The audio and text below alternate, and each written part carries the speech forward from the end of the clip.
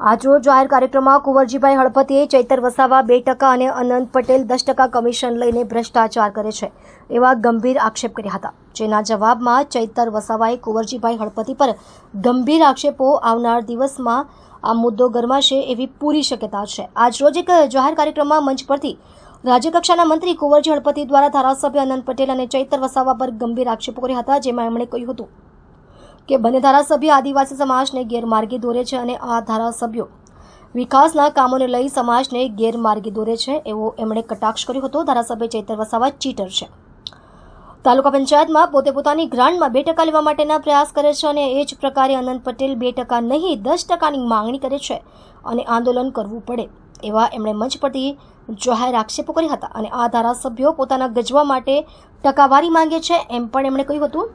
સાથે જ એમણે જણાવ્યું હતું કે પોતે ક્યારેય પણ કોઈ દિવસ રૂપિયાની માંગણી નથી કરી।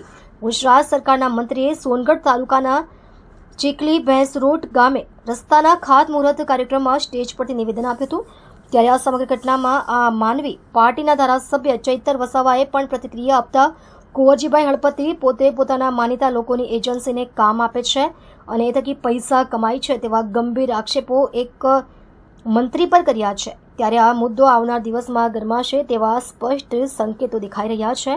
ડોક્ટર બિંદેશ્વરી શાહ, તાપી। પણ સમાજને ગેરમાર્ગે દોરવાની વાત આવે તો અમે ચાલવી લેવાના નથી અને એટલા માટે હું કહું છું, પેલો અનંત ત્યાંથી આવ્યો વાંસદાની, તારા વાંસદાની ધરતી એના પગ નીચેથી ખસી રહી છે એટલા માટે ઉકાઈમાં આવે। ચેતર વસાવા, પેલો વસાવા છે ચેતર વસાવા ચીટર છે, ચીટર એક નંબરનો। તાલુકા પંચાયતમાં એ પોતે પોતાની ગ્રાન્ટમાં 2% લેવા માટેના પ્રયાસ કરે। એ જ પ્રકારે આનંદ પટેલ એ વાંસદામાં 2% ની 10%ની માંગણી કરે ને આંદોલન કરવું પડે। તમે વિચાર કરો, એ કોના માટે માંગે છે? પોતાના ગજવા માટે। અહીં રાજ્ય કક્ષાના મંત્રી કુંવરજીભાઈ હળપતિ દ્વારા તાપી જિલ્લાના એક જાહેર કાર્યક્રમના મંચ પરથી અમારા પર જે આક્ષેપો કરવામાં આવ્યા છે, ત્યારે હું કુંવરજીભાઈ હળપતિને કહેવા માંગુ છું, તમે એક બંધારણીય હોદ્દા પર છો, તમારી ગુજરાતમાં સરકાર છે, દેશમાં સરકાર છે। જો અમે અમારી ગ્રાન્ટમાં ગેરરીતિ કરતા હોય એવા કોઈ પુરાવા તમારા પર હોય તો તમે અમારા પર કાયદેસરની કાર્યવાહી કરાવી શકો છો।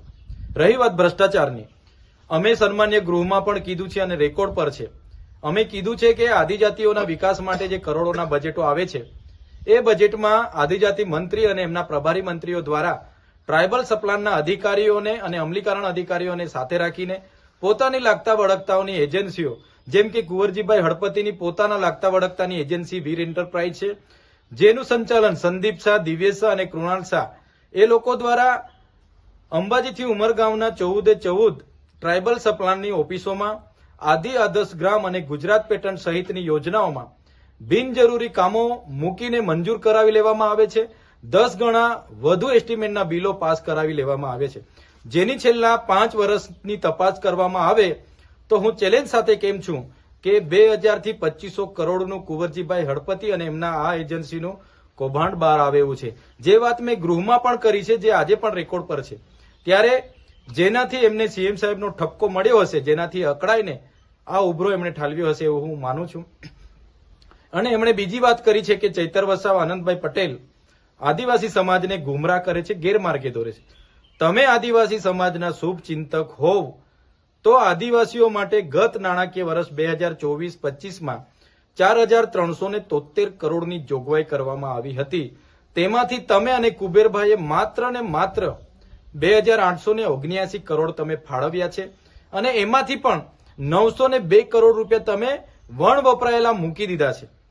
ત્યારે પેલા 1495 કરોડ ફાળવવાના બાકી અને આ 902 કરોડ વણ વપરાયેલા કુલ 2400 કરોડ રૂપિયા આજે બી તમે ફાળવ્યા નથી।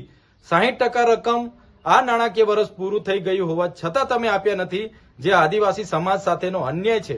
જો તમે આદિવાસી સમાજનું હિત ઈચ્છતા હોય તો શિષ્યવૃત્તિ બાળકોને ઉચ્ચ અભ્યાસ માટે મળતી શા માટે તમે બંધ કરી?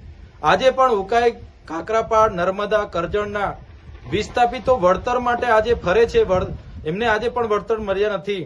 આજે પણ આદિવાસી વિસ્તારોમાં આંગણવાડી, શાળા નથી, આજે રોડ રસ્તા નથી, કનેક્ટિવિટી નથી, આજે રોજગારી નથી।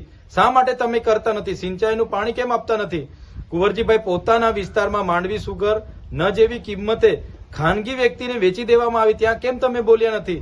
આજે વ્યારા હોસ્પિટલ ખાનગી કંપનીને આપવામાં સરકાર આગળ વધી રહી છે, એમાં કેમ તમે બોલતા નથી?